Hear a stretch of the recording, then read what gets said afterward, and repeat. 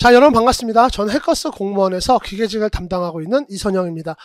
이번에 우리 국가직 9급 시험 보신 분들 모두 정말 수고 많으셨고요.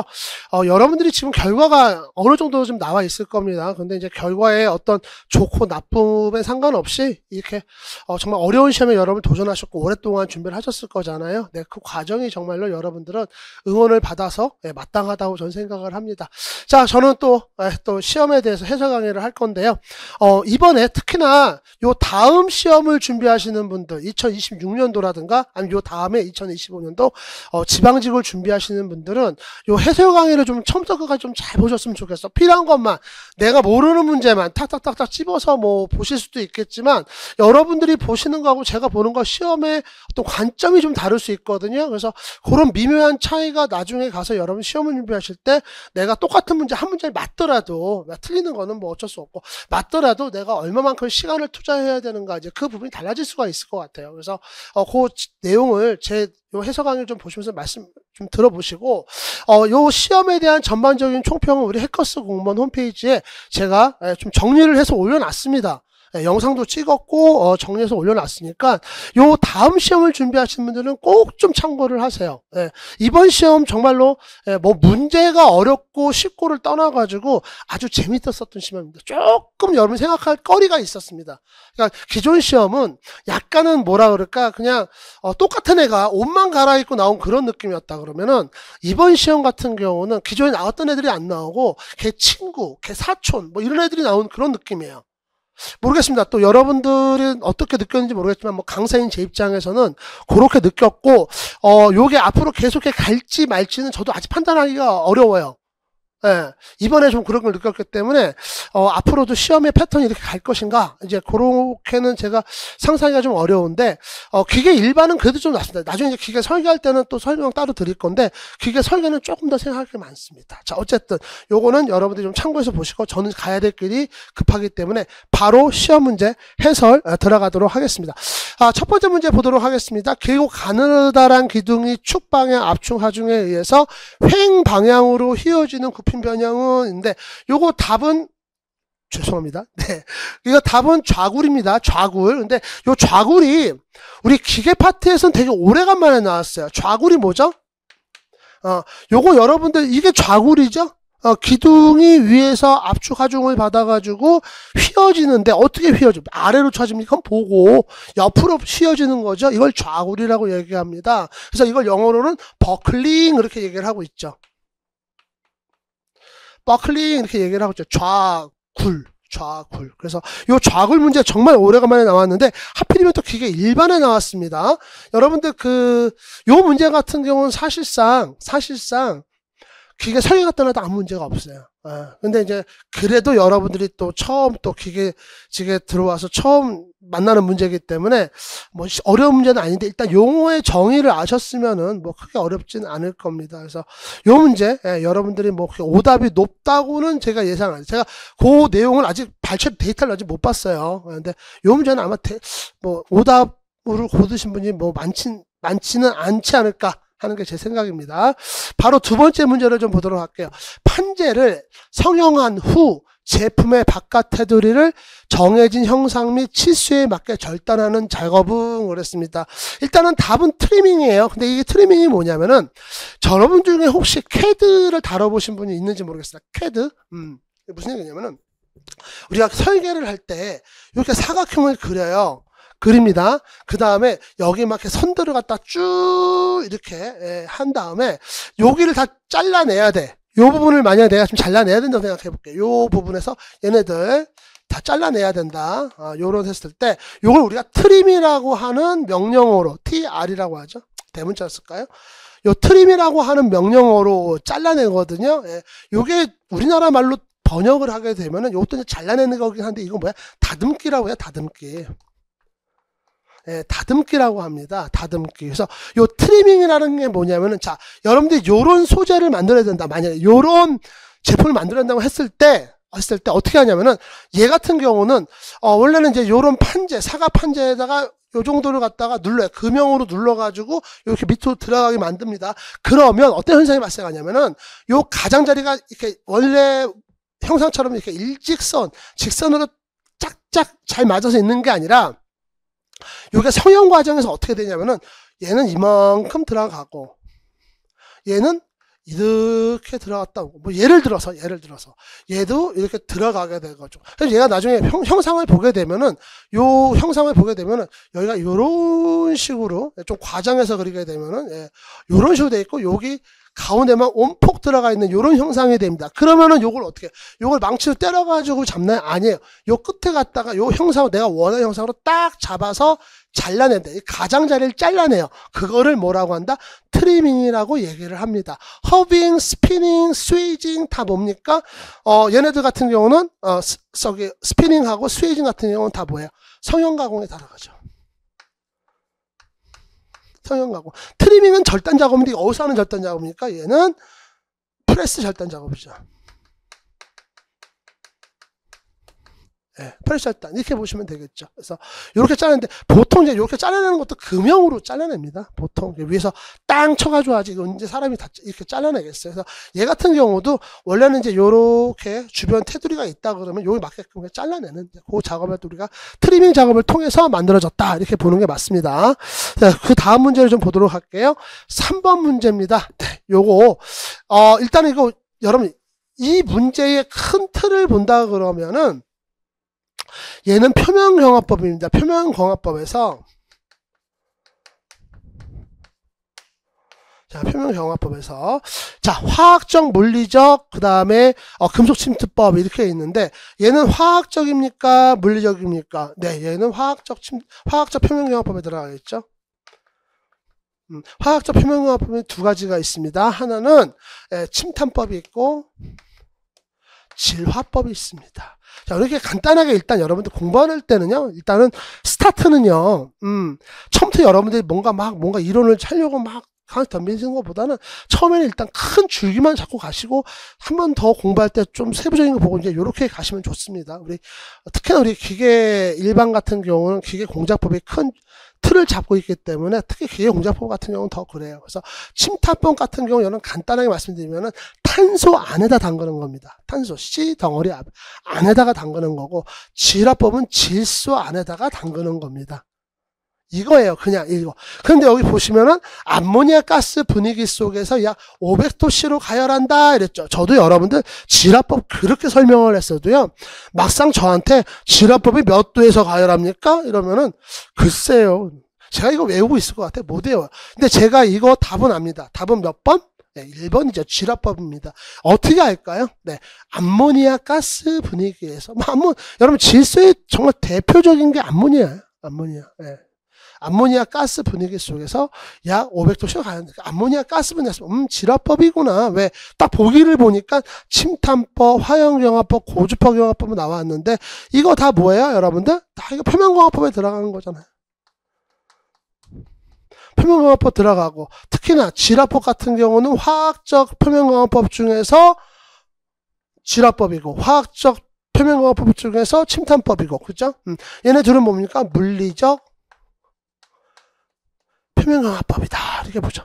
보통 우리가 이렇게 나눠서 보죠. 이거 시험제도 예전에 나왔던 거예요. 다음 중 물리적 표면경화법이 아닌 것은 뭐 이래가지고 시중 나왔었습니다. 네. 자, 그 다음에 일반적으로 담금질할 필요가 없다. 제가 봤을 때 여러분들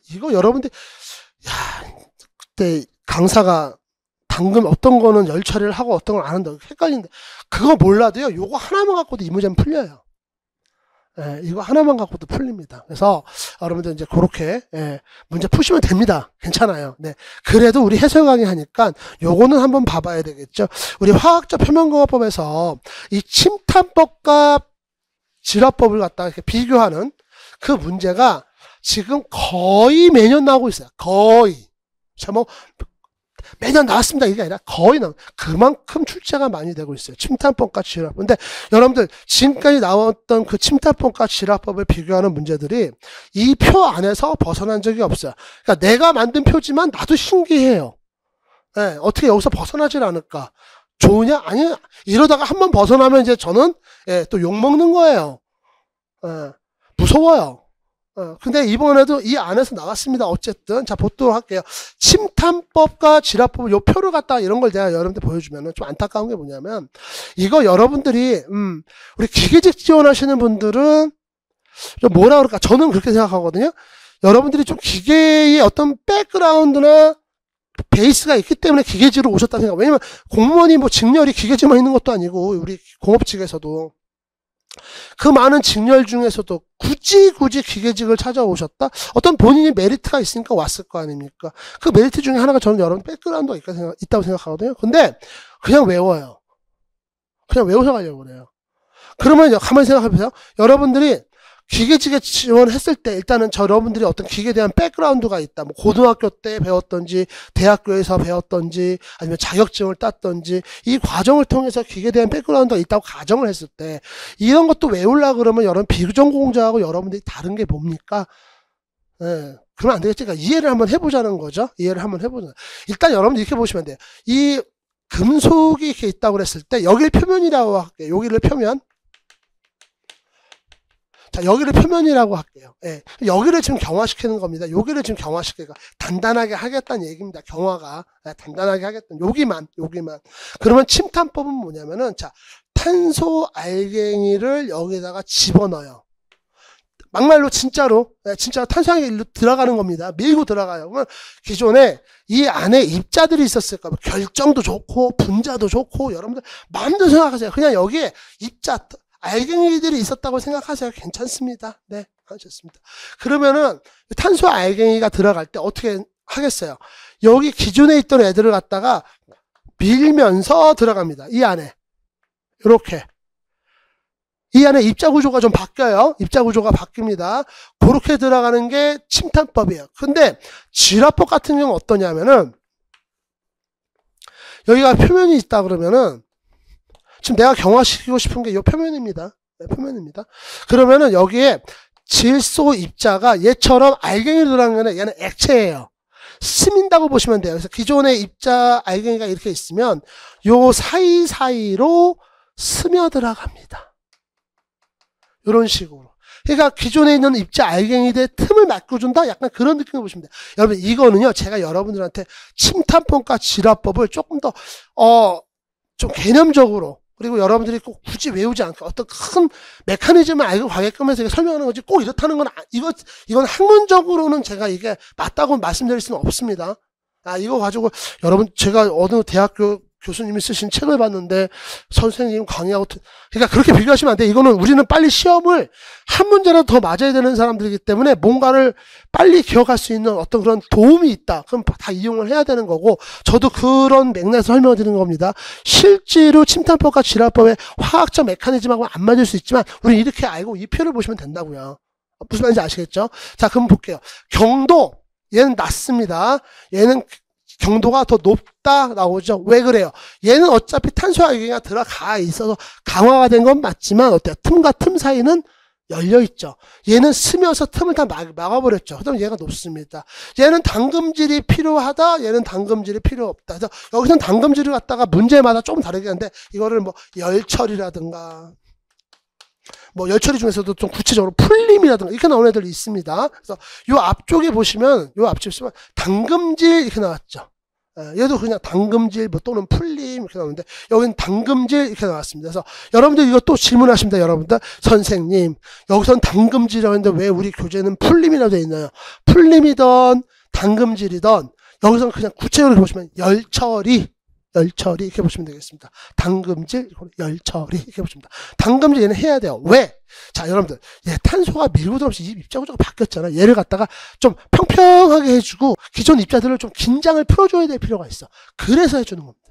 자, 그 다음에 처리 후 수정 얘는 가능합니다. 근데 얘는 불가능해요. 일단은 이거는 경도하고 묶어서 보세요. 이 부분은 경도가 높다 보니까 거의 그러니까 불가능하다는 건 뭐냐면은 하려면 할 수 있는데 그 모터에 이런 느낌으로 보시면 돼요. 네, 그렇게 보시면 되겠고 처리 시간 얘는 짧습니다. 얘는 시간이 깁니다.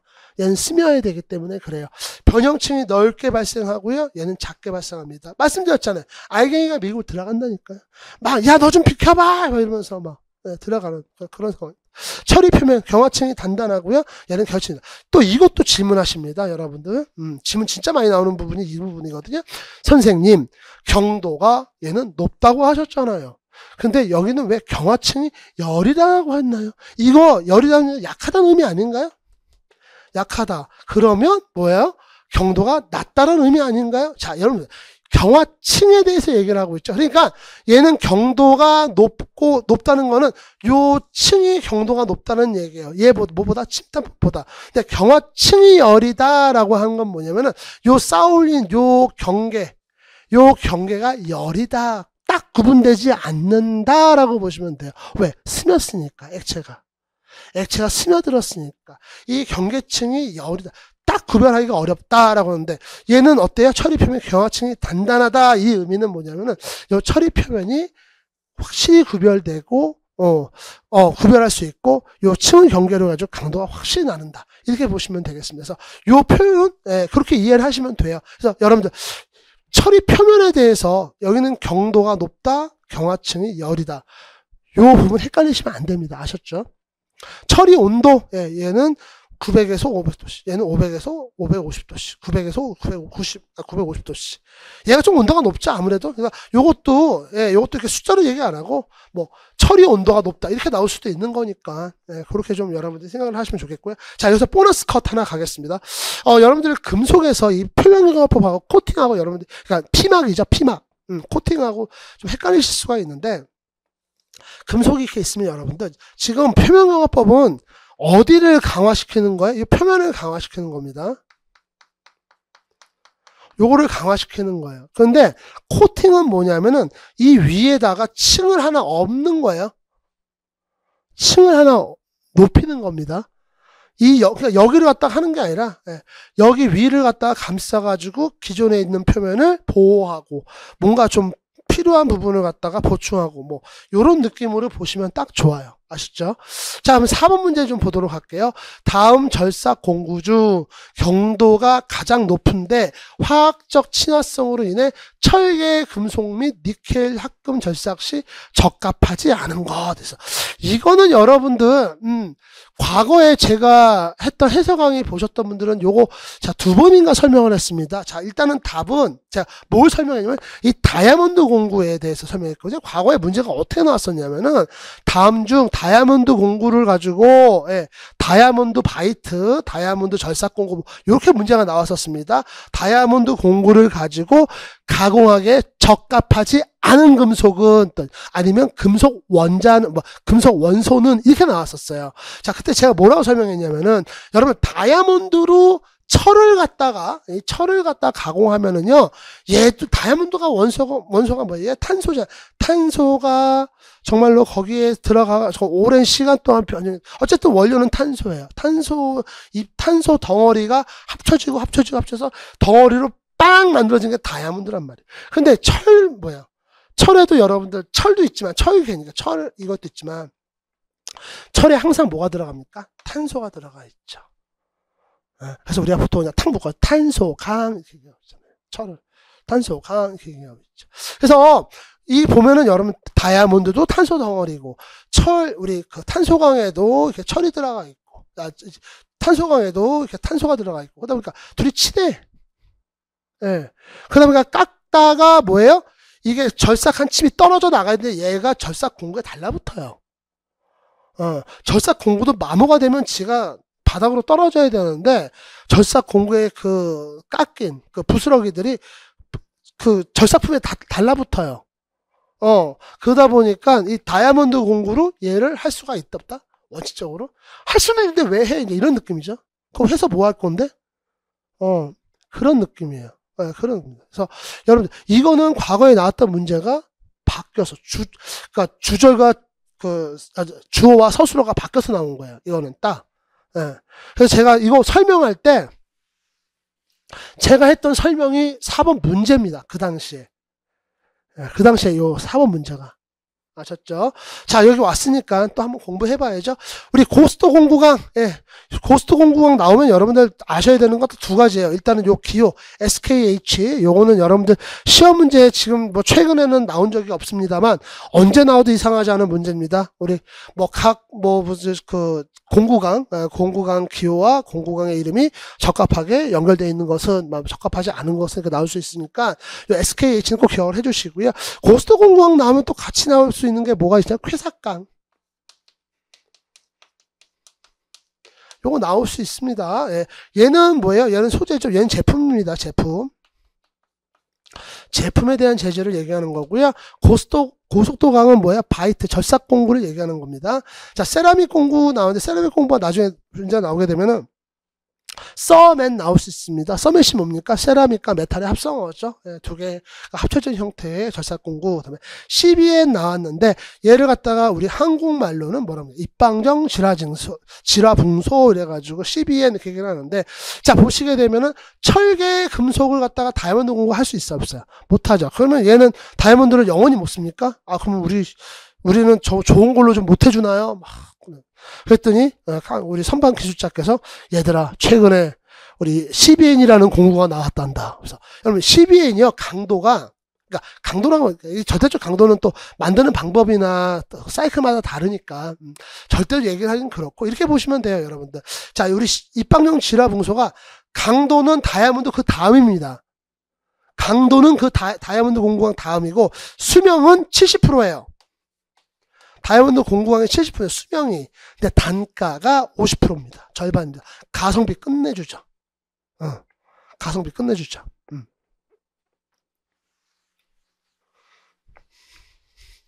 뭐 그런 맥락에서 여러분 이 CBN 기억하고 계시면 좋습니다. 자, 5번 문제 보도록 할게요. 밀폐된 용기에 담긴 유체 유체에 외부 압력이 작용하면 유체 내 모든 점에서 압력은 그만큼 증가한다라는 원리다. 이 원리에 따르면 압력이 가해지는 두 지점의 면적비를 서로 다르게 하여 힘을 증폭시킬 수 있다. 유압식 브레이크, 리프트, 건설기계. 여기 안 나온 건 뭐 유압 실린더가 빠졌는데 유압 실린더 너무 쉬워서 그랬나? 여러분들 이거 답은 뭐죠? 파스칼의 원리죠. 여러분들 이 그림 많이 보지 않으셨어요? 이 파스칼의 원리? 요거 여러분들 요 의미입니다. 이게 파스칼의 원리가 뭐냐면은 지금 여기의 압력과 여기의 압력은 어쨌든 여기 압력을 갖다가 P1이라고 하고 요걸 P2라고 했을 때 P1과 P2는 어떻다? 같다라고 보는 거예요. 그러면 어떤 현상이 발생하는지 볼까요? 여기에 지금 P1을 만드는 압력 P1을 우리가 어떻게 표현하죠? 압력은 뭐예요? 여러분 응력하고 단위가 같잖아요. 지금 제가 무슨 말인지 모르시겠으면 좀 더 공부를 하고 오셔도 되고 아니면 이 강의로 일단 그렇구나 하고 쭉 한번 가보셔도 되고 상관은 없습니다만 요거 아주 기본적입니다. 압력은 힘을 단면적으로 나눠준 거예요. 그러면 F1을 A1으로 나눠준 값입니다. 그럼 결론적으로 P2는 뭐가 되겠어요? F2를 A2로 나눠준 값입니다. 자, 근데 우리 분수의 습성이 그거잖아요. 얘가 커지면 어때요? 얘 값이 작아지고, 얘가 커지면은 얘 값은 같이 커지고, 뭐, 요런 식으로 돼 있죠. 그래서 F하고는, 그러니까 힘하고는 비례하고, 압력 값은 단면적하고는 반비례합니다. 그러면, 여러분들 딱 보세요. 단면적 어디가 더 커요? P1이라고, P1을 세팅을 해놓고, 얘가 훨씬 크죠? 얘 값이 올라갔습니다. 얘 값이 올라가면 어때요? 얘 값이 떨어지겠죠? 두 개 같다고 했잖아요. P1과 P2는 같다고 했는데, 단면적이 지금 변했잖아요. 그쵸? 단면적이 변했습니다. 커졌습니다. 그럼 얘 값은 원래 작아져야 되거든요. 그러면 P1보다 P2가 작다. 요렇게 가져야 돼요. 근데 항상 같다라고 했잖아요. 그죠? 그러니까 어때요? 그 얘기는 뭐예요? 얘가 커졌다는 얘기죠. 그래서 여기 앞에 나온 말을 보시면 힘을 증폭시킨다고 그랬잖아요. 증폭. 이게 베르누이 방정식입니다. 죄송합니다. 베르누이가 아니라 파스칼의 원리. 이게 파스칼의 원리예요. 이게 파스칼. 네. 이게 파스칼의 원리입니다. 이 베르누이 방정식 얘기해보는. 자, 요거 여러분들. 그러니까 우리가 그냥 맨날 사용했던 유공학 배울 때 항상 사용했던 원리인데 이걸 말로 쭉 풀어놓은 거예요. 네모칸 안에 있는 내용들이. 그렇게 보시면 좋겠습니다. 자, 그 다음에 6번부터 보도록 할게요. 탄소광 증가 따른 탄소광의 성질 변화로 옳지 않은 것은 그랬습니다.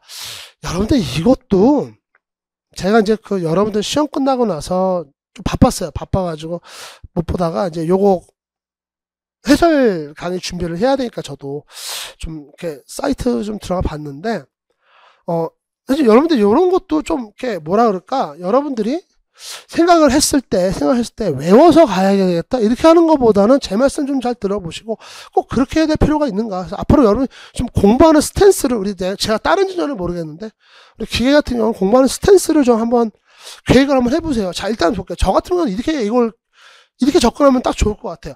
여러분들 탄소 증가에 따른 탄소광의 성질 변화 이렇게 나오죠. 이건 제가 뭐 강의에서도 하는 얘기지만 여러분들 그 탄소라고 하면 여러분 어떤 생각하세요? 탄소 하면 딱 떠오르는 이미지. 알파벳 C? 이거는 안 돼요. 저는 여러분들 탄소 그럼 뭐 생각하면 샤프심 생각해요. 샤프심. 어떤 분 만약에 제가 탄소 그러는데 저는 선생님 저는 연탄 뭐 저는 석탄 이런 거 생각합니다. 그것도 괜찮습니다. 그 정도만 해도 훌륭해요. 자, 제가 왜 이 얘기를 하냐면은 여러분들 그러니까 똑같은 부피의 탄소와 여기 금속이 이렇게 있다. 똑같은 부피의 금속과 탄소가 있었을 때 어느 게 더 무거울까요? 금속이 훨씬 무겁겠죠? 그죠? 이해가 안 가세요? 여러분들 샤프심이나 뭐 연필심이나 뭐 이런 거 한번 보세요. 연탄이라든가 그런 거 보시면은 똑같은 체적을 가졌을 때 금속보다 탄소가 훨씬 가볍습니다. 그럴 수밖에 없는 게 여러분 탄소는 뭐예요? 결론적으로 뭔가 타고 남은 재가 합쳐져 가지고 만들어졌다 이렇게 보셔도 되잖아요. 그걸 탄소라고 얘기를 하죠. 탄소. 그렇게 보시면 되겠고, 그 다음에 열 전도율. 자, 탄소와 금속이 있었을 때 여기서 막 나이타로 이쪽 면을 갖다가 막 지졌어요. 그럼 뒷면이 어느 게 더 빨리 뜨거워지고 더 빨리 뜨거워지고 더 높게 뜨거워질까? 금속이 더 잘 되겠죠. 그러니까 탄소보다 금속이 가볍고 열을 더 잘 전달을 해요. 열 전달. 이렇게 보신다 그러면은 이 문제가 어렵지 않습니다. 자, 보도록 할게요. 비중이 감소한다. 탄소는 금속보다 가볍잖아요. 당연히 더 비중이 감소한다. 뭐예요? 무게가 가벼워지는 거잖아요. 그죠? 예. 열 전도도가 증가한다? 아니죠. 열 전도는 금속이 훨씬, 탄소량이 증가하는 것보다 탄소가 없는 애가 더 열 전도도가 좋습니다. 그래서 요게 답으로 딱 걸려요, 여기서. 자, 그럼 세 번째 볼게요. 전기 저항이 증가한다. 전기는 탄소하고 금속하고 어떤 게 더 잘 전달할까요? 금속이 더 잘 전달하죠. 금속이 물론 이제 절연성 금속도 있긴 하지만 그건 이제 특수화금이고, 일반적으로 우리 탄소광을 배웠을 때 열 팽창 계수가 감소한다. 이거는 여러분들 탄소와 금속의 팽창 능력을 봤을 때 열 팽창 계수가 1도시당 체적이 얼마나 늘어나느냐, 뭐 길이가 얼마나 늘어나냐, 이거 갖다 우리가 열 팽창 계수 그건 이제 얘기를 하는데, 탄소는 여러분들 그 열 팽창 그 열에 대한 변형이 금속보다는 작아요. 그래서 이제 결론 나왔습니다. 자, 탄소하고 금속을 딱 비교했을 때 탄소와 금속하고 비교했을 때 어떤 성질이 있냐? 가볍다. 당연히 가볍다.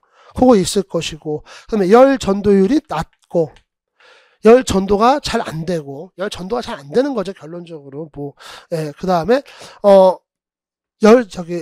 열에 대한 변형도 잘 안 돼요. 근데 이건 좋을 수도 있고 나쁠 수도 있는 거예요. 그죠? 그 다음에 전기는 어떻다? 전기도 금속보다는 잘 전달을 못 해요. 그러면 여러분들 이제 이거 보시면서, 그대로 대입하시면 답 나올 수 있잖아요. 그렇죠? 얘는 전기 저항입니다. 저항. 전기 전도율이 아니라, 전기 전도가 아니라.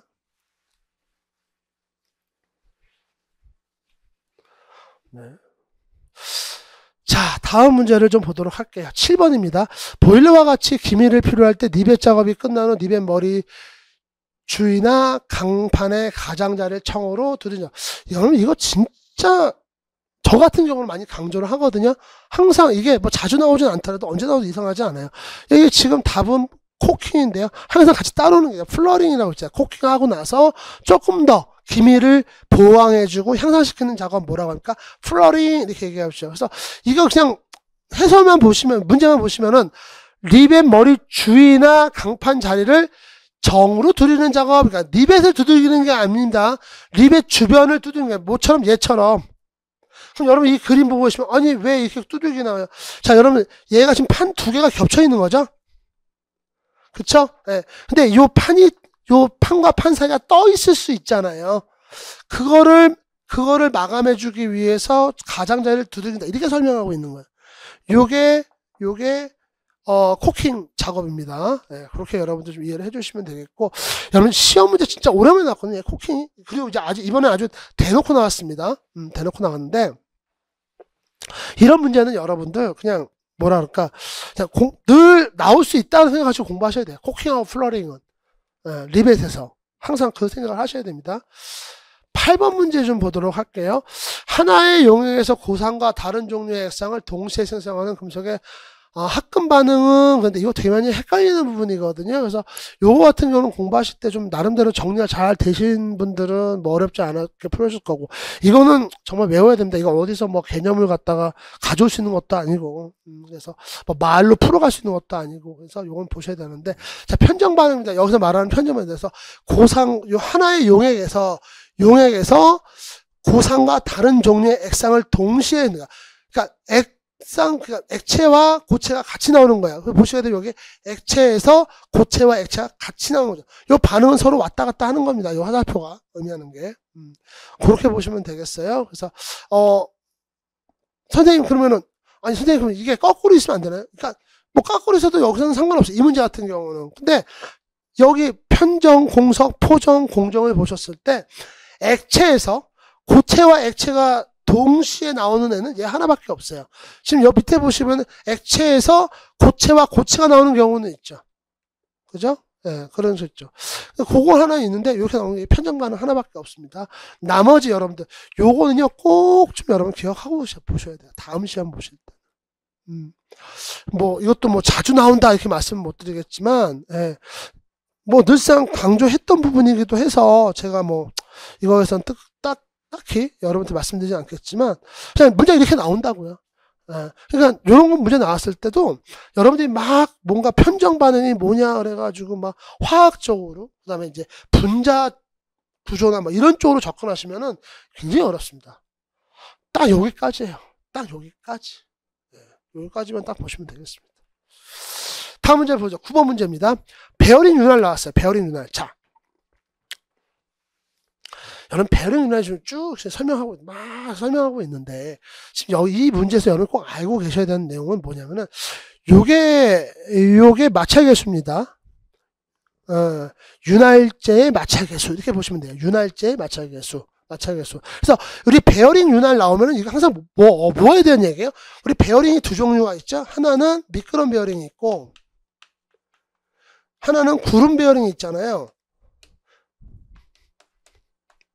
예, 이 미끄럼 베어링 얘기하는 거잖아요. 그래서 축이 이렇게 있고, 자, 주변을 갖다가 요렇게 미끄럼 베어링이 감싸고 있습니다. 그러면 이 미끄럼 베어링과 축 사이의 요 윤활 관계, 여기를 얘기하는 거거든요. 그러면 이 윤활제, 요 윤활 부분의 마찰 계수는 요 수식으로 나타나요. 그래서 요거는 여러분들 요거를 기억하고 계시고 알고 계시면 풀 수가 있는데 이것도 다 기억할 필요가 없어요. 뭐예요? 요 부분만 알고 있으면 되죠. 그래서 P 좀 크게 쓸게요. P 이타의 N 이렇게 나오잖아요. 그래서 요걸 우리가 뭐라고 합니까? 이걸 베어링 계수 이렇게 나오죠. 이거 우리가 보통 베어링 계수 이렇게 이야기를 하고 있습니다. 그러면 결론적으로 여러분들 이 마찰 계수 값은 이 베어링 값이 커지면 얘가 이 값이 커지면은 마찰 계수가 커지고 이 베어링 값이 작아지면은 마찰 계수 값은 떨어져요. 그죠?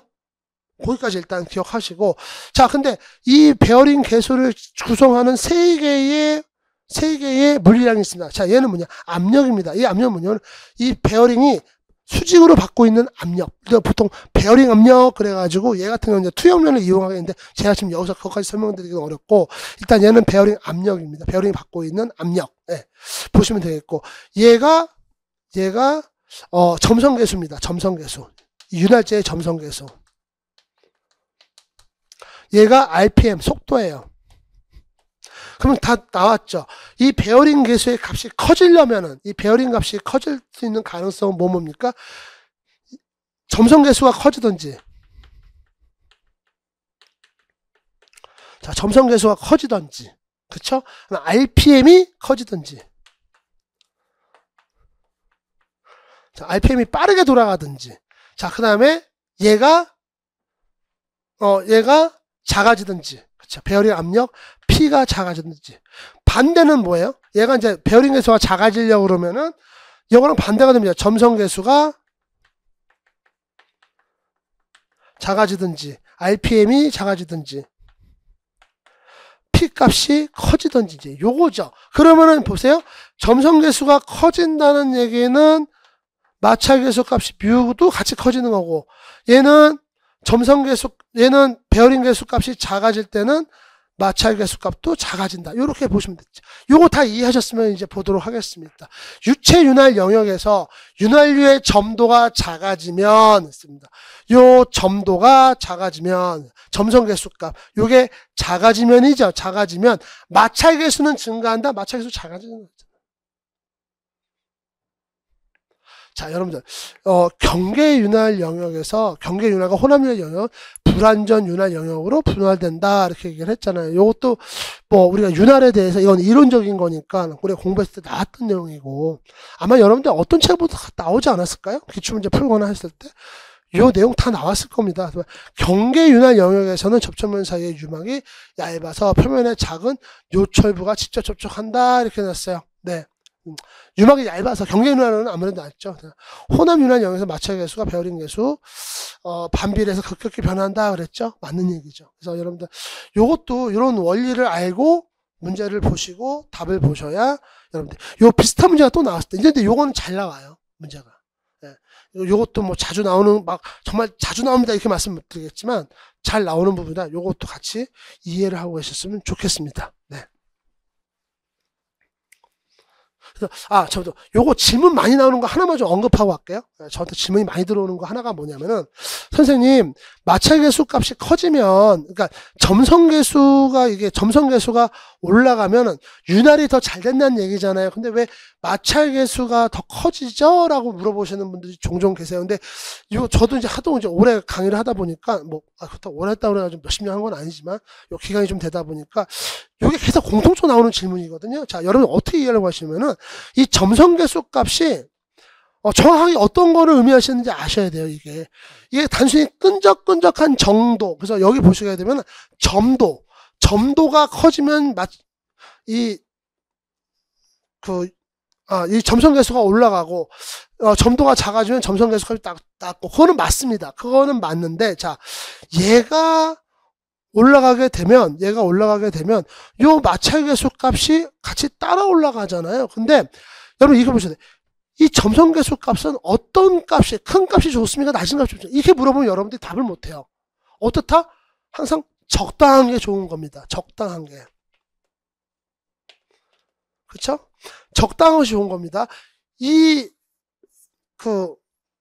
점성계수 값이 너무 높다고 좋은 것도 아니고요. 예, 너무 낮다고 좋은 것도 아니에요. 그래서 우리가 유공학 들어가서 보시면 점성계수가 점도가 너무 높을 때, 점도가 너무 낮을 때 장단점이 다 있거든요. 그러니까 그거를 고민 안 하고 그냥 요 수식만 딱 보고 여러분 판단을 하면 어렵죠.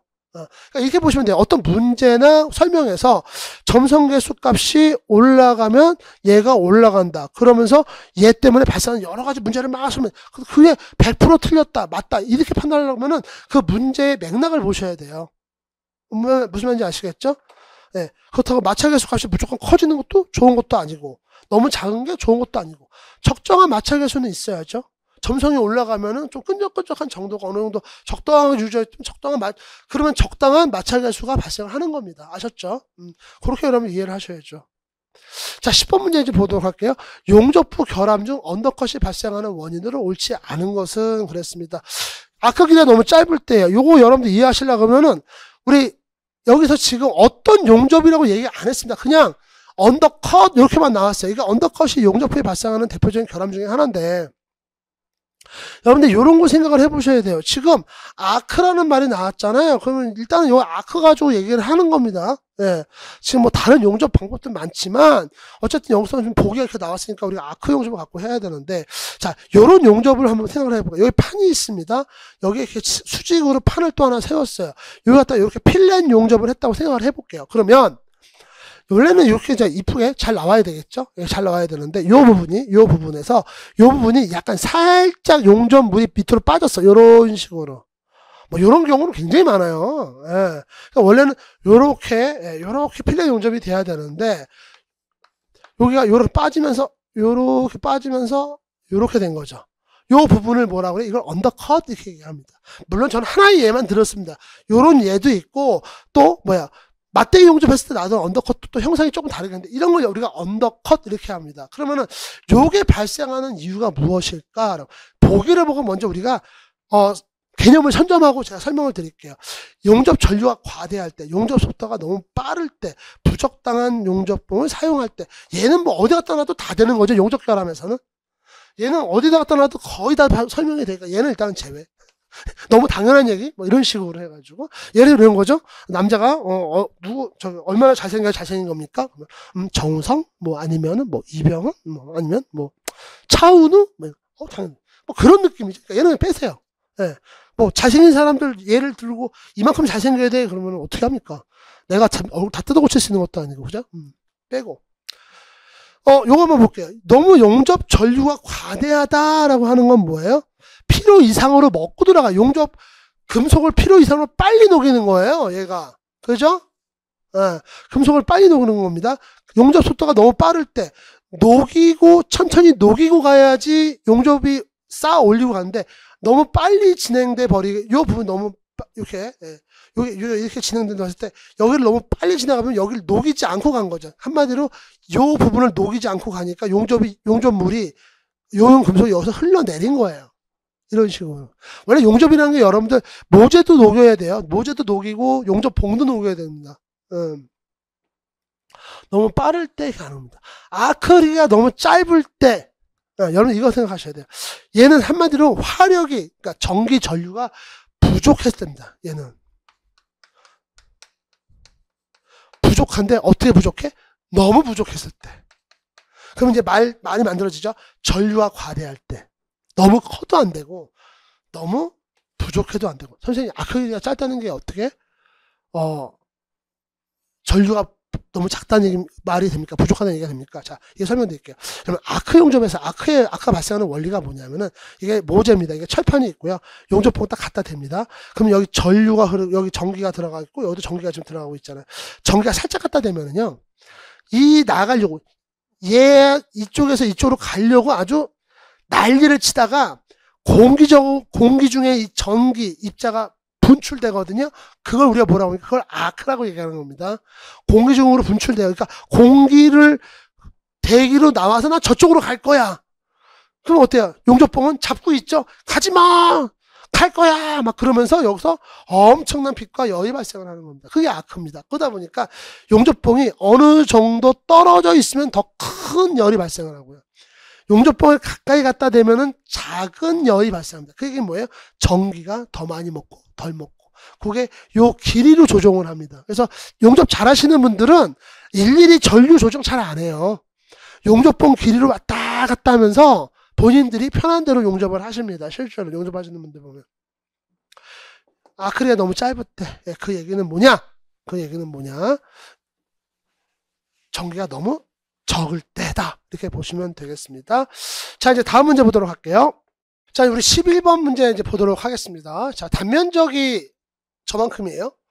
길이가 50mm고, 재료에 50kN의 하중이 작용했을 때 탄성 영역에서 늘어난 길이가 0.1mm인 경우, 이 재료의 탄성 개수는 그랬는데, 이 문제는 여러분들 그렇게 막 수식적으로 꼬여있고 그런 문제는 아닙니다. 답은 50이고 요 과정은 여기다 제가 풀이를 해놨는데, 일단 여러분들 요거 하나 짚고 가죠. 많은 분들이 알고 계셨지만 아직 단위 쪽이 좀 어려우신 분들이 계세요. 그래서 여러분들 그 질문 올라올 때 저한테, 선생님 저 아직 단위가 너무 힘듭니다. 와트, 킬로와트, 그 다음에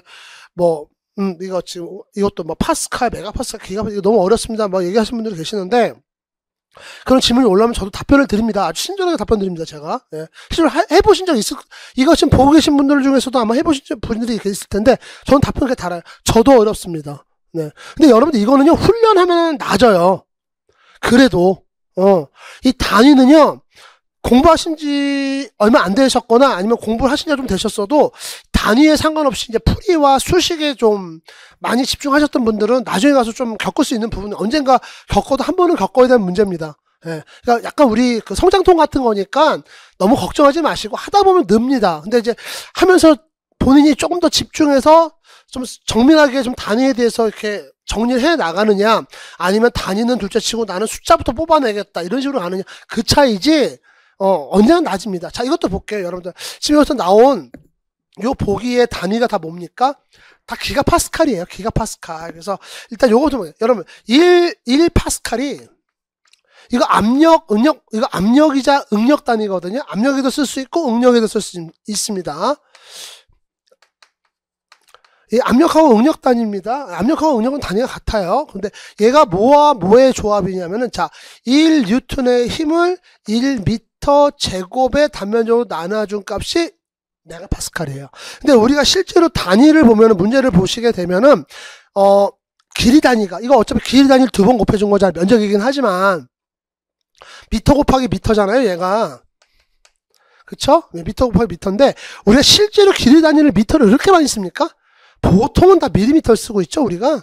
예. 그러다 보니까 오히려 이게 더 편해요, 여러분들. 1뉴턴의 힘을 1밀리미터의 제곱으로 나눠준 값은 얼마일까? 네. 이게 1메가파스칼입니다. 1메가파스칼입니다. 그 다음에, 예.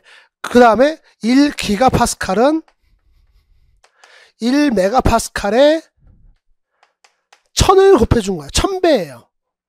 요거 알고 요 문제를 좀 보도록 할게요. 일단 여러분들 재료의 탄성계수를 구하세요. 그러면 이거 뭡니까? 훅 법칙이죠. 응력은 탄성계수 곱하기 변형량? 아니죠. 변형률이죠. 변형률 이렇게 나오죠. 요거 SS 선대에서 나오는 겁니다. 요렇게. 요 구간에서 나온다. 제가 지금 이거를 설명할 지금 타이밍은 아니에요. 문제 풀이니까. 네, 일단은 요거 나왔죠. 그럼 여러분들 보세요. 여러분 지금 요 값을, 이 값을 구하기 위해서는 요 수식 변형하면 됩니다. 어떻게 변형하면 되니까 요렇게 변형하시면 돼요. 이 이꼬르 여기 있던 옆에 있던 변형률을 응력 밑으로 보내버리면 돼요. 요 수식을 갖고 딱 푸시면 됩니다. 딱 풀려고 했는데 아무것도 없죠. 그 얘기는 뭐냐면은 여러분들이 얘하고 얘를 각각 구해 주셔야 돼요. 조건에서.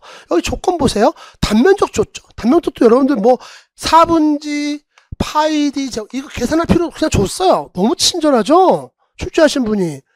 제가 봤을 때 이번에 이거 일반 기계 설계 출제하신 우리 출제위원님들 성격 아주 깔끔하신 분들 같아. 뭐라 그럴까 좀 이렇게 군더더기, 그러니까 약간 우리가 뭔가 액션을 취할 때 그 뭐라 그럴까 앞에서 이렇게 하는 먼저 하는 동작들 있잖아요. 뭐 예비 동작 뭐 이런 게 별로 없어. 아주 깔끔한들 하십니다. 아주 그냥. 단면적 A 줬죠. 길이 줬죠. 재료에 들어갈 하중 P 줬죠. 쭉 갖다 늘어난 길이 변형 양도 줬습니다. 자, 그러면 여러분들 요렇게 묶어볼게요. 요게 뭡니까? 요게 변형률이죠. 입실론 이미 나와요. 이렇게 되면은. 자, 그 다음에 단면적 A하고 P 나왔잖아요. 여기서 뭐 나와요? 응력 나오죠? 다 나왔습니다. 그러면 하나씩 해볼게요. 일단 응력부터 구해봅시다. P, A 줬어요. A를 갖다가 단면적 A가 500mm의 제곱, 여기 빠졌네요. 제곱입니다. 500mm의 제곱 이렇게 나오는 거고. 자, 힘 얼마 줬습니까? 50kN을 줬어요. 그러면 50에다가 kN이니까 원래 50에다가 곱하기 10의 3승하고 저는 여기 단위를 kN이 아니라 뭐야? 뉴턴 단위로 해버렸어요. 왜? 나도 kN을 할 줄 알아요. 할 줄 아는데 나는 이거 여러분들 설명을 해줘야 될 거 아니야.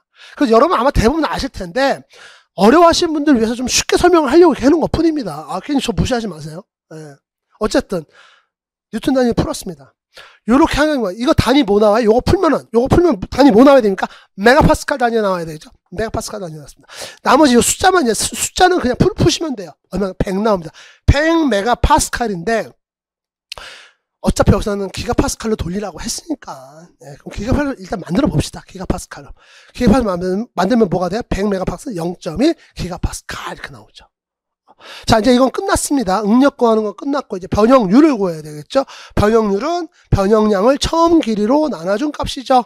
그쵸? 그래서 여기 보시게 되면 처음 길이가 50mm, 총 늘어난 변형량이 0.1mm입니다. 그러면 0.1을 50으로 나눌 때 2 곱하기 10의 3승 나오죠. 마이너스 3승입니다. 10의 3승. 10의 마이너스 3승이에요, 이거. 예. 그렇게 보시면 되겠습니다. 그럼 여러분, 이건 굳이 풀지 마시고, 그냥 넣어버리면 돼요, 여기다가. 그럼 여기 0.1기가파스칼을 갖다가 2 곱하기 10. 선생님, 이거 단위는요? 여기서 단위를 왜 찾아요? 보세요. 단위가 있을 수가 없죠. 변형량도 밀리미터지, 길이 밀리미터지, 없어지잖아요, 서로. 그러니까 여러분, 이건 뭐야? 변형률은 무차원수까지 갈 필요도 없어요. 그냥 단위가 없습니다. 그래서 우리 후법칙에서도 제가 여러 번 말씀드렸잖아요. 여러분들 이거는 제가 꼭 제 수업을 안 들었더라도 모의고사라든가 제가 이 해설 강의 할 때마다 여러 번 말씀드립니다. 변형률은 단위가 없습니다. 이거 착각하시면 안 돼요. 그래서 결론적으로 그럼 뭐가 됩니까? 탄성계수 값은 단위가 뭐랑 똑같아요? 응력하고 똑같아요. 기가파스칼로 했으니까 그냥 기가파스칼 나오잖아요. 제가 그래서 여기서 기가파스칼을 돌린 겁니다. 성견 지명까지 갈 필요도 없고. 그래서 어쨌든, 네, 이렇게 했습니다. 그러면 얼마나요? 50기가파스칼 나오죠. 숫자가 왜 커졌어요, 선생님? 10의 마이너스 3승이잖아요. 오케이. 여기까지.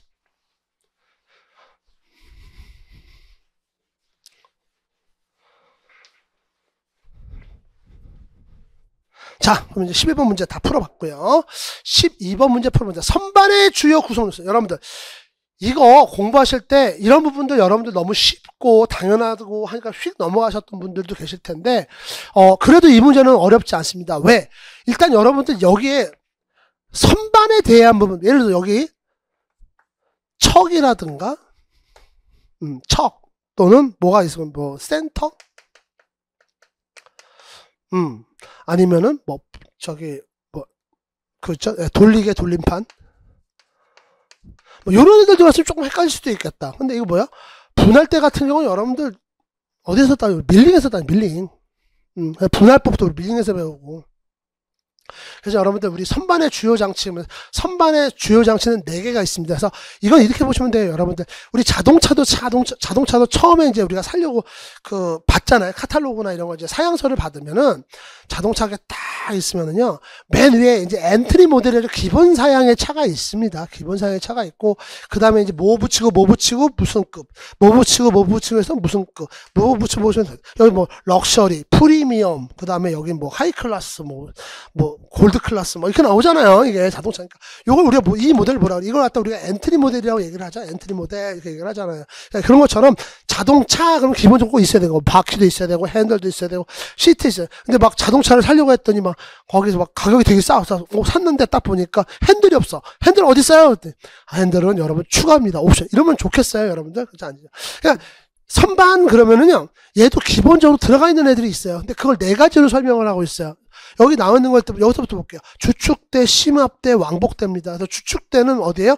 그림에서 보시게 되면은 요 부분이 주축대입니다. 그래서 여기 보시면 척이 매달인데 척이 아니라 척을 돌려주는 축이 이 안에 들어가 있어요. 안에. 예. 그걸 우리가 주축대 이렇게 얘기하고 주축대는 뭐 중공, 중실. 축이 중공축입니까? 중실축입니까? 중공축이죠. 중공축으로 되어 있습니다. 자, 그래서 요렇게 들어있는 주축대 하나 이렇게 있고요. 자, 그 다음에 심압대가 어디에? 이쪽이 심압대입니다. 상대편. 주축대 맞은편에 있어요. 얘는 이 길이 방향으로 왕복하면서 움직입니다. 왔다 갔다 할 수가 있어요.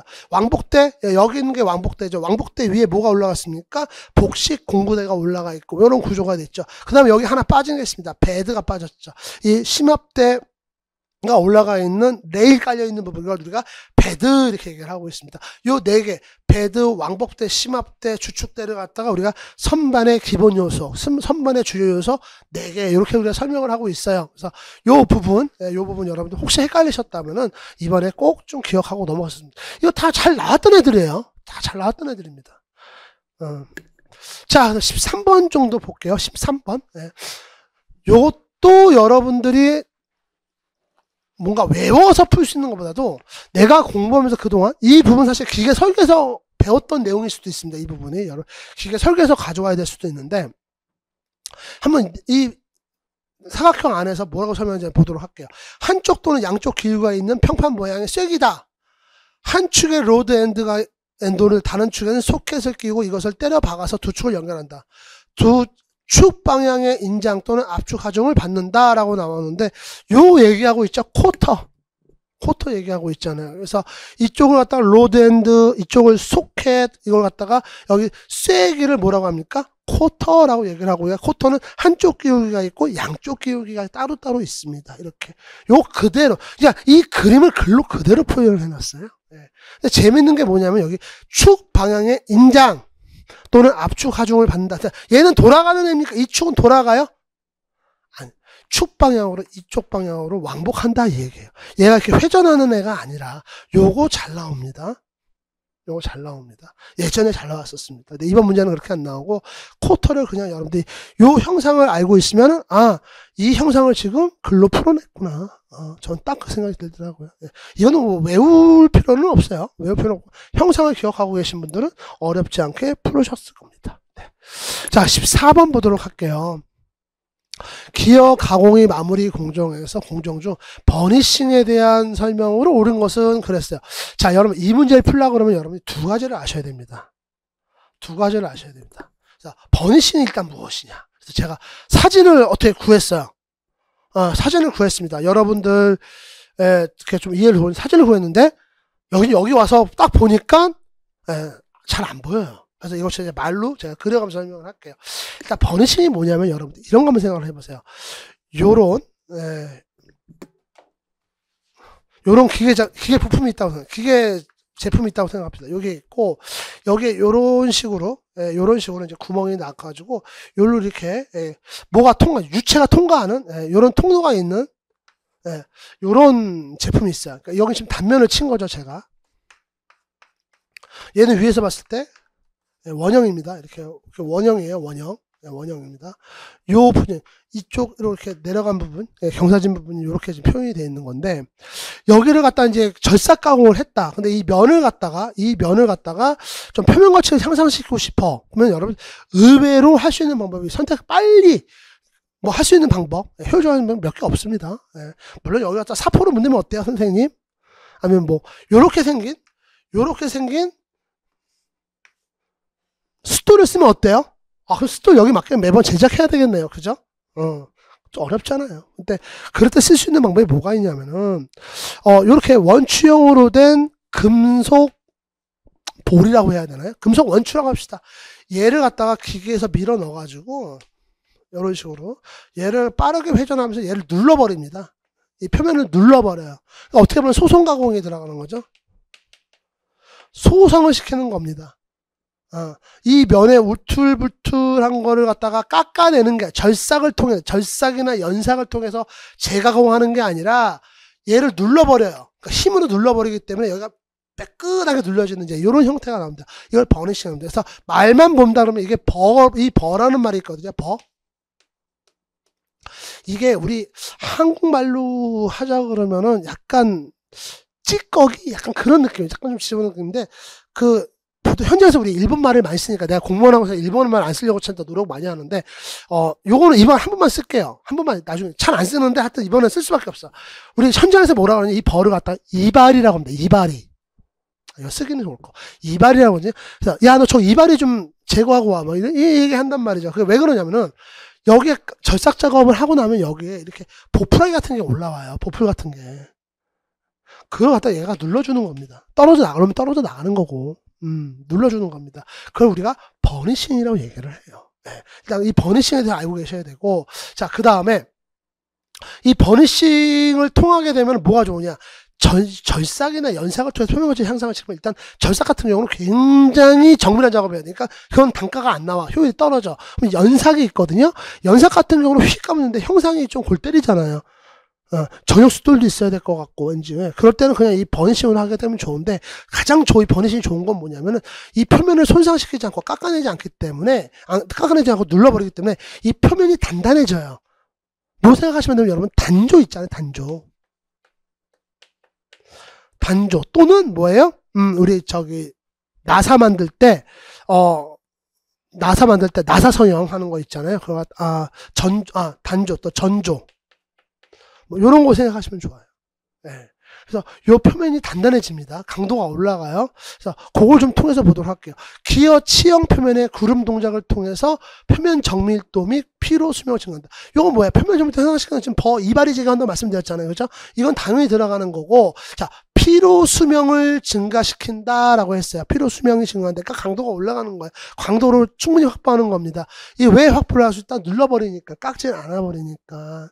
그렇죠? 그래서 일단 답은 얘예요. 근데 이게 무슨 소리냐면은 기어 표면을 갖다가 깎을 때 총형공구를 깎고 나서 여기를 갖다가 버니싱을 통해 가지고 기어 치형을 다듬는 거예요, 한마디로. 그래서 이게 지금 버니싱 작업의 가장 큰 이점인데 그 이점이 다 들어가 있는 겁니다. 네.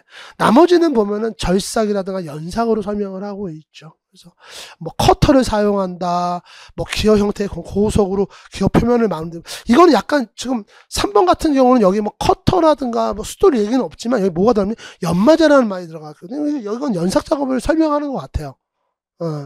그렇게 저도 생각을 하고 있는 겁니다. 그래서 여러분들 그렇게 좀 접근을 하셔야 됩니다. 그래서 제가 이 14번 아까 총평에서 제가 했는지 모르겠는데, 그러니까 총평에 써 있는지 모르겠는데 지금 14번 문제 같은 경우는 상당히 여러분들 우리 직접 설계하는 사람들이 실무에서 좀 부딪힐 수 있는 문제들이에요. 이거는 야, 기어 표면 이를 갖다 뭘로 다듬지? 이런 문제들. 기어가 좀 정밀해야 되는데 뭐 잘 해오겠지만, 우리 업체에서 잘 해오겠지만 이걸 어떻게 정밀하게 마무리 작업을 할까? 뭐 이런 고민들을 충분히 하게 됩니다. 충분히 하게 돼요. 그래서 그런 부분들을 좀 생각을 한번 해보는, 그런 문제들을 갖다가 이렇게 문제로 만들었어요. 네, 과제로 만들어가지고 이렇게 풀어놨다. 뭐 이런 생각이 좀 들더라고요. 자, 그래서 요거 사진 구해왔는데 못 썼네요. 네, 어쨌든 15번 보도록 하겠습니다. 자, 15번 보시게 되면은 가솔린 기관에 대한 설명이거든요. 근데 여기선 딴 거는 필요 없고요, 여러분들. 저는 여기서 그냥 답을 바로 골랐어요. 어디서 골랐냐면, 배기량이 같은 경우라고 얘기를 했잖아요. 배기량이 같은 경우, 그러면은, 뭐, 예를 들어서 자동차, 그러니까 사행정 사고 2행정을 좀 비교하는 문구인데, 사행정도 2000cc, 2행정도 2000cc라고 했을 때, 출력, 토크, 뭐, 아니면은 뭐, 마력, 킬로와트, 이렇게 보셔도 돼요. 네. 사행정 출력이 더 크다. 뭐가? 2행정 기관이 더 크다. 네. 여러분들, 저는 이거 되게 당연하거든요, 여러분들. 근데 여러분들 모르겠습니다. 나는 이거 배운 적 없는데, 본 적이 없는데, 이렇게 할 수 있는데, 생각을 해보세요, 여러분. 2행정 사이클은 흡입 압축과 폭발 배기가 한 번에 일어나죠. 한 번에 일어나죠. 그래서 2행정 사이클 같은 경우는 여러분들, 크랭크 축이 1회전 하면은, 얘는 한 사이클입니다. 그죠? 얘는요, 4행정은요, 크랭크 프레스 샤프트가 2회전 해야 한 사이클이에요. 누가 더 출력이 크겠습니까? 일단 내구성이라든가 뭐 이런 걸 다 떠나가지고 출력은 얘가 더 크죠. 얘가 더 크죠. 그렇게 접근하셔야죠, 시험. 그렇게 좀 보시고 여러분 접근을 하셨으면 좋겠습니다. 네. 그렇게 좀 접근하셨으면 좋겠습니다. 자, 다음 좀 보도록 할게요. 자, 방정가공 들어왔는데요. 자, 방정가공에서, 요것도 좀 기존에 나오지 않았던, 기존에 좀 보기 힘들었던 패턴의 문제예요. 이것도. 그래서 보고 계시면은, 자, 답은 3번이거든요. 4번이거든요. 그래서 제가 이 문제를 가만히 보니까 사실상 여러분들이 이 문제는 이거를 보고 여러분들이 이게 옳지 않은 거구나 딱 판단하기가 굉장히 어렵습니다. 그러니까 이 문제를 만약에 여러분 푼다 그러면 저는 이렇게 접근을 해야 돼요. 그러니까 우리가 이런 설명을 과거에 많이 시험에 나왔던 그런 지문이 아니잖아요. 그리고 콘덴서의 역할, 콘덴서가 도대체 뭔데, 우리가 뭐 전기쟁이도 아니고 기계쟁이가, 그죠? 예. 어떻게 접근하게 맞냐면은, 자, 1번, 2번, 3번을 보시고, 얘네 설명이 다 타당해. 맞는 것 같아. 옳지 않은 거니까. 얘는 다 맞는 것 같아. 옳은 설명이야. 그러면은 얘가 답이겠구나. 이렇게 접근하셔야 됩니다. 다행히도 여러분들 만약에 나는 콘덴서 갖고 나는 막 밥 먹을 때 난 콘덴서로 먹어. 콘덴서 접촉 단자로 나는 이렇게 퍼서 먹어. 막 이러신 분들 아니라 그러면은 그렇게 접근해서 푸는 것 같습니다. 일단은 우리 방전 가공이라는 게 뭡니까? 전기 화학적 가공이죠. 제가 지금 방전 가공까지 여기서 막 좀 멀리부터 설명하기 좀 어렵고요. 네. 전기 화학적 가공입니다. 전기를 여기서 줄을 본다면 여기 방전 가공기 안에 콘덴서라는 게 들어가요. 이 콘덴서의 역할은 여기서 했습니다. 전기 에너지 저장하고 정밀한 에너지 조절, 뭐 스파크의 반복 제어 있는데 다 필요 없고요. 제 설명 들으세요. 뭐 제가 써놨지만 참 이게 보시면 돼요. 여러분 우리 물탱크 생각 한번 해보시죠. 물탱크. 물탱크. 여러분들 가정이나 사실은 아파트인지도 모르겠지만 중간에 수조라 그래가지고 물탱크가 다 있습니다. 건물이 있으면은요.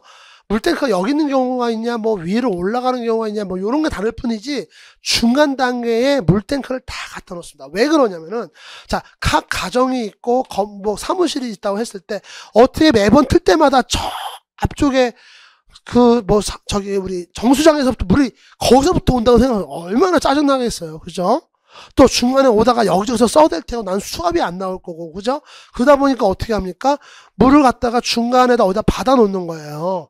그러면은 우리가 여기서 틀었을 때는 수도꼭지 틀면은 여기서 바로바로 필요한 데마다 공급을 해주는 그런 역할을 해주는 겁니다. 그러니까 약간 중간 징검다리의 역할을 해주는 거죠. 콘덴서의 역할이 딱 그렇습니다. 그래서 여러분들 우리가 짐을 때려놓고 보관하는 상자를 뭐래요? 컨테이너라고 하고, 콘덴서라는 말은 뭐예요? 그러니까 얘는 수여자야, 수여자. 우리나라 말로 수여자, 받아들이는 애.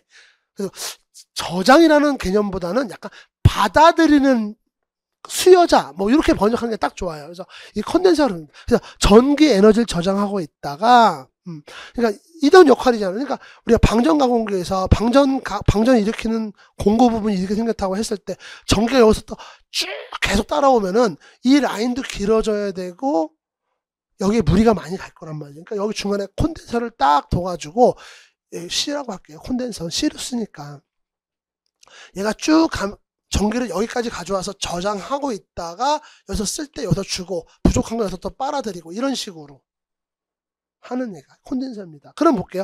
콘덴서의 용량이 크면 가공면과 치수 정밀도가 좋다라고 했잖아요. 콘덴서가 커진다는 얘기는 뭐 일로 공급하는 전기량이 크다는 얘기입니다. 전기량이 크면은 빠른 가공은 가능할 거예요. 대신에 정밀한 가공은 좀 어렵겠죠. 우리 절삭도 그렇잖아요.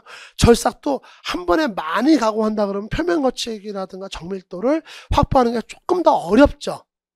그렇게 보시면 되겠습니다.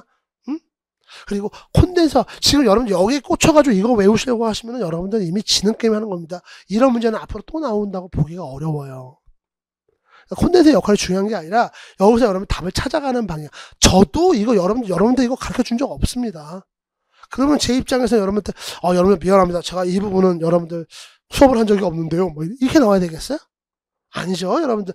대신 난 요거 세 개 다 여러분들 공부했던 내용이에요. 이거는 맞는 겁니다. 1번, 2번, 3번은.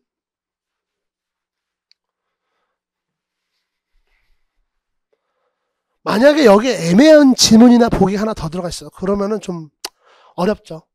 이건 풀지 말라고 낸 건가? 뭐 이렇게 생각할 수 있는데 그렇지 않으니까. 17번 보겠습니다. 요것도 여러분들 제가 생각했을 때는 이거 쉽게 생각하시고 보셨다가 하셨던 분들 좀 있을 거예요. 이 문제가.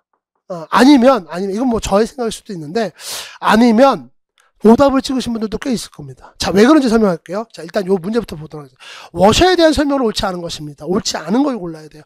워셔 여러분들 모르시는 분들 없습니다. 다 아십니다. 좀 보도록 할게요.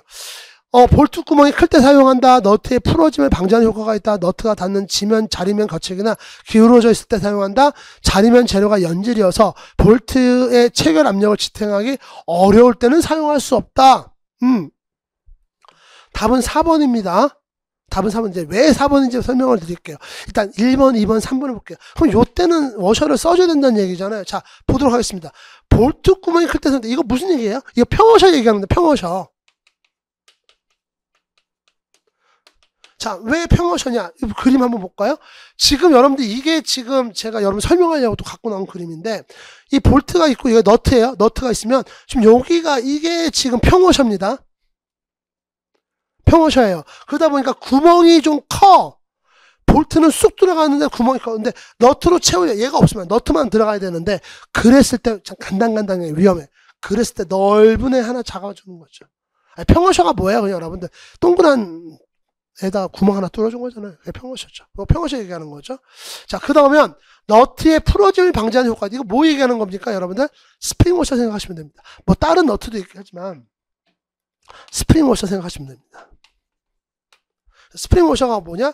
여기 보시게 되면은 이 그림에서 요 부분이 지금 스프링 워셔입니다. 지금 평어셔 위에 올라가 있어요. 아, 평어셔 밑에 내려와 있어요. 요거 얘기하는 겁니다. 자, 그 다음에 너트가 닿는 자리면이 거칠거나 기울어져 있을 때 사용한다. 그러니까 요거 다른 말로 하면 뭐야? 평탄성 확보가 안 됐을 때.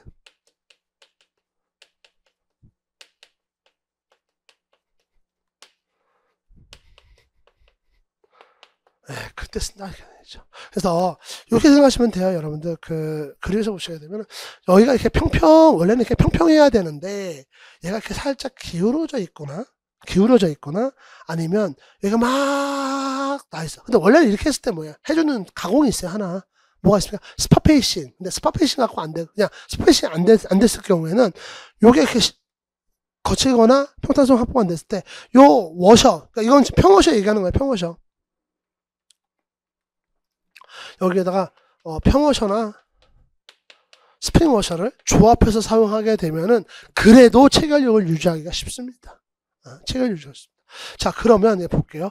자리면에 재료가 연질이어서 볼트의 체결 압력을 지탱하기 어려울 때 그랬잖아요. 그럼 평워셔를 이렇게 써주게 되면 여러분들 사실상 여기 이제 볼트 머리가 이렇게 올라가 있다고 생각할게요.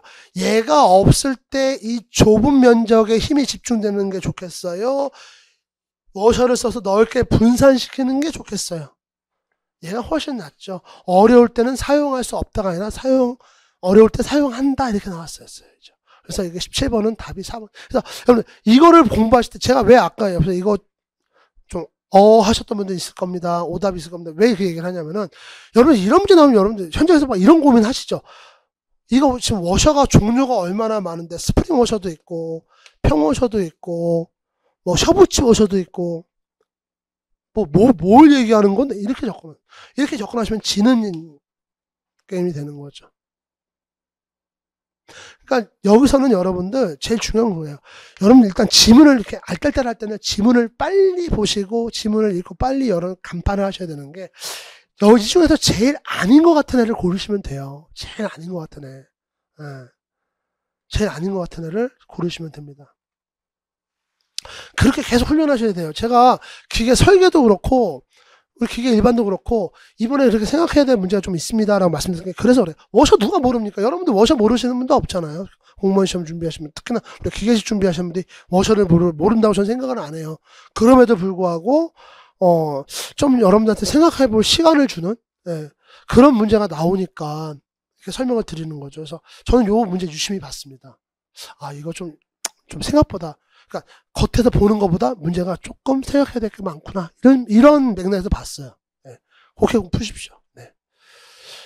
자, 그 다음에 18번부터 볼게요. 여러분들, 비파괴 검사 종류에 해당하지 않는 것은, 근데 여러분들, 이거 가지고 또, 혹시라도 또 이렇게 생각하시는 분 분명히 있습니다. 제가 이거 선생님, 현미경 조직 검사면, 소재가 있으면 현미경 위에 갖다 놓고 보는 거 아니면 여기 현미경 갖고 와서 보면 되는 거 아닙니까? 비파괴 아닌가요? 자, 여러분들 이게 그냥 현미경 검사다 그러면 그렇게 여러분들이 좀 따졌을 때 악유 논쟁의 소지는 있습니다만 그래도 뭐 그닥이에요. 그래도 뭐 비파괴 검사가 아니다 그러는데 자, 여러분들 이거를 갖다가 혹시라도 아니면 여러분들 이걸 보시면서 이거 지금 병원에서 하는 거잖아. 병원에서 할 수도 있고 현미경 검사 우리도 공부 현미경이라고 있어요. 현미경은 무슨 꼭 병원에서만 하는 거고 연구소에서만 하는 거고 아니에요. 근데 어찌됐든 그렇게 생각하셔도 답은 맞춥니다. 답은 맞히는데 어쨌든 여러분들 답을 맞더라도 내가 왜 맞았는지 알고 맞으셔야지. 자, 보도록 할게요. 여러분 여러분 중간에 조직이라는 말이 있습니다. 조직이라고 하는 건 뭐예요? 소재나 대상물의 일부를 띄어서 보는 거예요. 샘플링을 하는 겁니다. 이 조직 검사라는 것 자체의 의미가 뭐냐면 샘플링입니다. 샘플링 검사이기 때문에 요것도 예, 비파괴 검사에 해당하지 않습니다. 파괴해서 샘플링을 하는 거잖아요. 그죠? 예, 그런 맥락에서 보셔야죠. 근데 뭐, 이거 현미경 조직 검사니까 이거는 저기 병원에서 하는 거네. 네, 그렇게 생각하셔도 상관은 없습니다. 어차피 맞으면 되는 거죠. 19번 보도록 하겠습니다. 자, 이것도 여러분들 좀 생각해 볼 만한 문제인 게 답은 쉽게 찾아요. 답은 쉽게 찾습니다, 여러분들. 제가 우리가 이제 공부했던 내용 중에 정말로 여러 번 강조했던 내용이 하나 뭐냐. 피로 한도, 피로 강도, 이런 얘기가 나왔다. 이 피로 파괴 나왔다. 이거 다 피로가 뭐 때문에 발생한다? 반복응력이죠. 반복응력입니다. 예, 근데 여기 보시게 되면 뭐예요? 고온에서 정하중 나왔잖아요. 이 앞에 나온 앞에 이 지문을 끌고 있는 이 앞부분이 뭐에 대한 설명입니까? 얘는 크리프 현상이죠. 크리프 현상에 대한 얘기입니다. 크리프 현상에다가 자, 앞에 주어는 크리프 현상을 푸는 거, 뒤에 서술어는 네, 피로 한도를 갖다 붙여놨어요. 안 되겠죠, 말이? 답은 2번입니다. 자, 20번 문제 보도록 할게요. 주철을 파다면에 따라 분류했을 때 규소 함유량이 가장 많은 조직이며 응고시 냉각 속도가 가장 느린 경우에 만들어지는 것은 그랬죠. 이거 우리가 가장 많이 쓰는 주철이죠. 뭐예요? 회주철 얘기하고 있습니다. 그래서 파다면을 봤을 때 여기에 뭐 색깔이 이런 얘기는 너무 쉬우니까 뭐 규소 함유량, 근데 저는 딱 봤을 때 냉각 속도가 느린 경우에 만들어지는, 그래서 회주철 이렇게 고았습니다. 예, 여러분 뭐 백주철 이렇게 하신 분들도 있을 수 있겠지만, 예, 거기다가는 이렇게 대놓고 느리게 뭐 냉각수를 느리겠다 이런 말은 없어요. 자, 이렇게 해서 여러분들 우리 1번부터 20번까지 문제 다 풀어봤고요. 요 다음 회차 또 준비하시는 분들은 제가 오늘 말씀드렸던 내용들 좀, 예, 제가 막 이렇게 뭐 예를 들어서 설명하고 막 이렇게 뭐 이런 질문도 중간에 올랐던 거 막 대표했는데, 그 이유는 뭐냐면 여러분들 문제 풀더라도 좀 폭넓게 보시라는 거예요. 폭넓게 보시는 거고, 공부하실 때 이제는 좀 문제 패턴이 좀 달라지는 문제들이 나오고 있거든요. 작년하고 확실히 다릅니다. 이건 난이도가 높아졌다 낮아졌다는 문제가 아니에요. 조금 다르지만 이게 뭐 계속 다음 시험에도 이어질지 안 이어질지 저도 추이를 봐야 되기 때문에 지금 말씀드리기 어렵지만, 어쨌든 요렇게도 문제가 나올 수 있구나 하면서 앞으로 공부하실 때 그걸 계속 반영하시는 거예요. 문제 푸실 때나 공부하실 때 이걸 이렇게도 나올 수 있고 이걸 이렇게도 물어볼 수 있겠구나, 이런 식으로 보시는 거지 지금 여기서 뭔가를 다 파악해서 가시는 건 아니고요. 그런 맥락에서 이해해 주셨으면 좋겠습니다. 자, 오늘도 해설 강의 듣느라고 수고하셨습니다.